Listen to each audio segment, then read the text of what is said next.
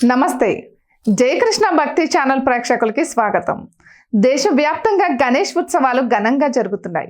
ఈ పండుగ 10 రోజుల పాటు జరుగుతుంది.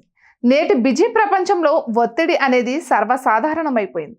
అటువంటి పరిస్థితులలో మీరు వినాయకుడి నుండి కొన్ని లైఫ్ మేనేజ్మెంట్ ట్రిక్స్ నేర్చుకోవచ్చు. దాని ద్వారా మీరు ఎల్లప్పుడూ సంతోషంగా ఉంటారు. సమస్య ఏదైనా సరే చాలా సులభంగా ఎదుర్కొంటారు. గణేష్ జీ శరీరం మనిషిది అయితే అతని ముఖం ఏనుగుది. అందుకే వాటికి పెద్ద చెవులు ఉంటాయి.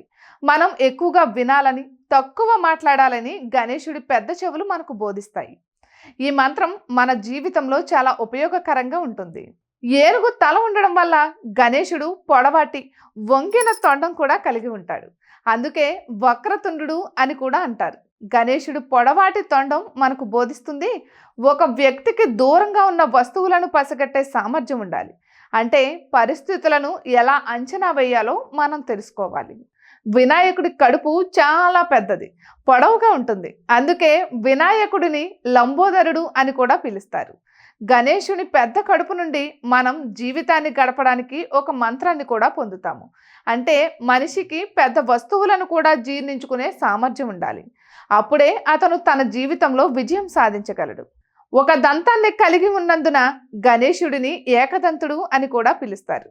విరిగిన దంతం వెనుక ఒక కథ ఉంది. ఇది అతని పని పట్ల అంకిత భావాన్ని చూపుతుంది. గణేష్ వేదవ్యాస మహాభారతాన్ని లిఖించేటప్పుడు అతను తన పళ్ళలో ఒక దాన్ని విరిచి దానితో ఒక పెన్ను తయారు చేశాడు. తద్వారా పనిలో ఎటువంటి ఆటంకము కలగదు.